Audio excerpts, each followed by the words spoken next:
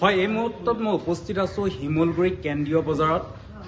এনিভাৰতৰ সমূহ দৰ্শকক দেখাব বিচাৰো যে শিমলগুৰি কেন্দ্ৰীয় বজাৰত এখন যিহেতু পৃথকভাৱে এখন মাছৰ বজাৰ আছে। এই মাছৰ বজাৰখন যদি আপোনালোকে চাবলৈ আহে, ইয়াত মাছ দেখা নাপাব, ইয়াত আপোনালোকে দেখা পাব হাজাৰ হাজাৰ মাখি।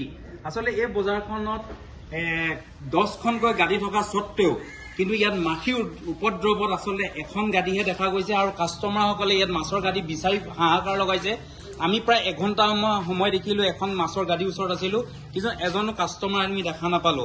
যিহেতু শিমলগুৰি পৌৰসভাই ডেইলি 80 টকাকে কৰ লয়, ইয়াৰ যি চাফ চিকুণৰ কাৰণে এটা স্বচ্ছ ভাৰত মিছন নামৰ এটা বিভাগো যিহেতু পৌৰসভাত আছে।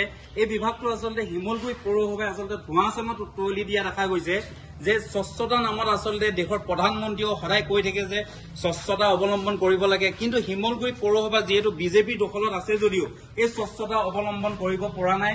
ইয়াত হাজাৰ হাজাৰ এখন মাছ বজাৰত মাখি আচলতে আপোনালোকে দেখা পাব। এনিভাৰতৰ দৰ্শকক আমি দেখাইছো যে শিমলগুৰি মাছৰ বজাৰত আচলতে আপোনালোকে মাছ দেখা নাপাব, ইয়াত দেখা পাব অকল মাখি। ইয়াত নানান ৰকমৰ মাখি দেখা পাব, জাবৰ জোথৰ দেখা পাব। আচলতে এই শিমলগুৰি পৌৰসভাৰ স্বচ্ছতা আচলতে দেখুৱাব বিচাৰিছে। শিমলগুৰি যিখন আচলতে বজাৰৰ কাষতে লাগি আছে শিমলগুৰি পৌৰসভা, কিন্তু তেখেতলোকৰ আজিলৈকে সময় পোৱা নাই আচলতে পৌৰসভাৰ অধীনত থকা বজাৰখনৰ যিখিনি জাবৰ আছে এই জাবৰখিনি উঠাবলৈ তেখেতলোকে সময় পোৱা নাই। এয়া আমাৰ মাজত এজন যিহেতু মাছৰ গাড়ী থকা এজন ব্যৱসায়ী আমাৰ ওচৰত আছে, তেখেতৰ পৰা আমি জানিব বিচাৰিম। দাদা কি ক'ব, আপোনাৰ গাড়ী যিহেতু ইয়াত দেখা নাই, কেলে হৈছে এনেকুৱা কথা? কেলে হৈছে মানে ইয়াত এতিয়া কাষ্টমাৰ নোসোমায়। 1 নম্বৰ কথা, কাষ্টমাৰ মানে আমাৰ বজাৰখন বহুত দূৰত ভৰাই দিলে।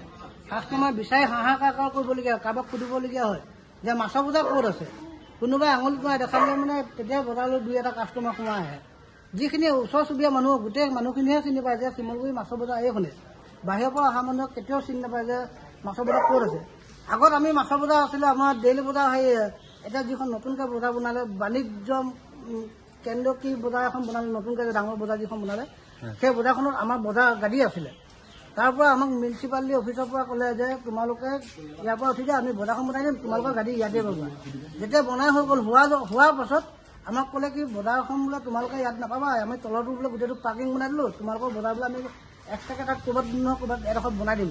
তাৰপিছত বনাই দিলে এডোখৰ জেগাত বনাই দিলে, তাকো মাছৰ বজাৰ দিছে আপোনাৰ 2 মহলীয়াৰ ওপৰত। আমি যেতিয়া নাকচ কৰিলোঁ, নালাগে আমাক 2 মহলীয়াৰ ওপৰত বজাৰ নালাগে। তেনে কোৱাৰ স্বত্তে আমি বাদ দিলোঁ। আমি ইয়াতে বহি আছোঁ, 12 বছৰ দিনে ইয়াতে ভুগি আছোঁ। আমাৰ এতিয়া মানে কি হ'ল, আমাৰ বজাৰখন এনেকুৱা দুৰৱস্থা হৈ গ'ল, কাষ্টমাৰ নোসোমায়। আমি নিজৰ ঘৰৰ বস্তু বিক্ৰী পেলাই আমি ব্যৱসায় চলাবলগীয়া হৈছে। কাষ্টমাৰ নোসোমায়, আমি কি কৰিম এতিয়া? নিজৰ খৰচাটো উলিয়াবলৈ কষ্ট হৈ গৈছে, নিজৰ হাজিৰাটো উলিয়াবলৈ কষ্ট হৈ গৈছে। মানে আমি বজাৰখন বচাই ৰাখিছোঁ। যি নেকি বজাৰখন মাছৰ বজাৰখন যাতে শিমলগুৰিৰ পৰা উঠি নাযাওক, সেই বুলি আমি মাছৰ বজাৰখন বচাই ৰাখিছোঁ। তাৰ পৰা আমাক মিউনিচিপালিটি একো সুবিধা দিয়া নাই। আৰু এইফালে মাছৰ বজাৰ বুলি কোৱা মতে আমি ইয়াত বাহিৰৰ মানুহ নহয়, আমি বয়সস্থৰ পৰা অহা নাই, আমি ইয়াৰ ল'ৰা হয়। তথাপি আমাৰ এইডোখৰ চাফা চিকুণ কৰি দিব লাগে, চাফা চিকুণ কৰি আমাক ৰাখিব দিব লাগে। লাইটৰ কোনো ব্যৱস্থা নাইকিয়া। মন যাব 7টা বজাত দিব, মন যাব কেতিয়াবা 8টা বজাত দিব। যে গধূলি টাইমত কাৰেণ্টটো দিব লাগে সেইটো চিন্তা নকৰে আমাৰ বুলি। আমি এনেকৈ মানে মাছৰ বজাৰখন কৰ কিমান লয় পৌৰসভাই? পৌৰসভাই কৰ লয় আমাৰ 80 টকা। 80 টকাকে ডেইলি লয়? ডেইলি লয়, 700 লয়। 700 লয়। 700জনৰ নাম কি? 700জনৰ নামটো আপোনাৰ কি আছিলে নামটো?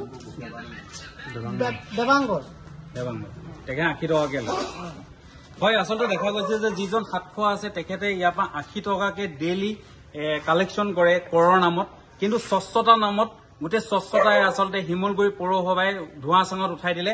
আমাৰ লগত আন এজন আছে, তেখেতক দেখা পাইছিলো যে তেখেতৰ 2টামান মাছ লৈ বিকি আছিলে। 1 ঘণ্টামানৰ পিছত এজন কাষ্টমাৰ আছিলে। আচলতে কি হয়, ইয়াত আপোনালোকৰ ইয়াত মাখি যথেষ্ট, মাছৰ পৰিমাণ কম। আচলতে মাখি দেখি কাষ্টমাৰ ইয়াৰ পৰা পলায়ন কৰে নেকি?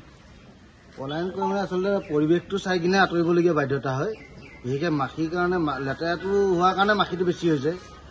আৰু বিশেষ তেনে কি ক'মনো, আপোনালোকে 1.5 ঘণ্টা টাইম দেখিছে, কাষ্টমাৰটো নাই। যিমানটো চফা হ'ব লাগিলে সিমানটো চফা হোৱা নাই, পৌৰসভাই এনেকুৱা কৰা নাই, সুবিধা কৰা নাই। আৰু যিখিনি মানে ব্যৱসায় লৈ কিনে আমি কৰিবলগীয়া কামখিনি আছিলে সেইখিনিতো আমি নিজে কৰিবলগীয়া হয়। কোনো টাউন কমিটিয়ে কৰি নিদিয়ে বা চুইপাৰে কৰি নিদিয়ে। যিখিনি আমি চফা কৰিবলগীয়া আছে আমাৰ নিজে কৰিবলগীয়া হয়, বেলেগ কোনো কৰি নিদিয়ে। বাকী ওচৰ পাজৰে যিখিনি লেতেৰা পৰিৱেশ আছে সেইখিনি টাউন কমিটিয়ে এদিন কৰি এমাহলৈকে নকৰে, সেইকাৰণে মাখিৰ পৰিৱেশটো বেছি হৈছে। হয় আচলতে পৌৰসভাই ইয়াৰ পৰৱৰ্তী সময়ত কি পদক্ষেপ ল'ব ইয়াৰ লক্ষণীয় হ'ব আৰু যিহেতু স্বচ্ছতা নামত যিহেতু দেশৰ প্ৰধানমন্ত্ৰীও সদায় কৈ থাকে যে স্বচ্ছতা পৰম ধৰ্ম আচলতে শিমলুগুৰি পৌৰসভাই আচলতে পৰৱৰ্তী সময়ত কি পদক্ষেপ ল'ব এয়া লক্ষণীয় হ'ব। নাজিৰাৰ পৰা জাকিৰ আখতাৰ হোসেন, এনিভাৰ্ট 24।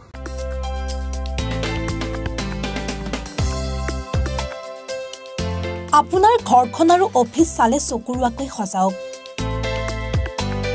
আজি আহক সকলো ধৰণৰ অত্যাধুনিক ফাৰ্নিচাৰৰ বাবে চিটি ফাৰ্নিচাৰ 6 মাইল গুৱাহাটী। আমাৰ ঠিকনা 6 মাইল পাঞ্জাবাৰী ৰোড পুৰবিদাৰীৰ সন্মুখত গুৱাহাটী। আমাৰ যোগাযোগ নম্বৰ 9435013969।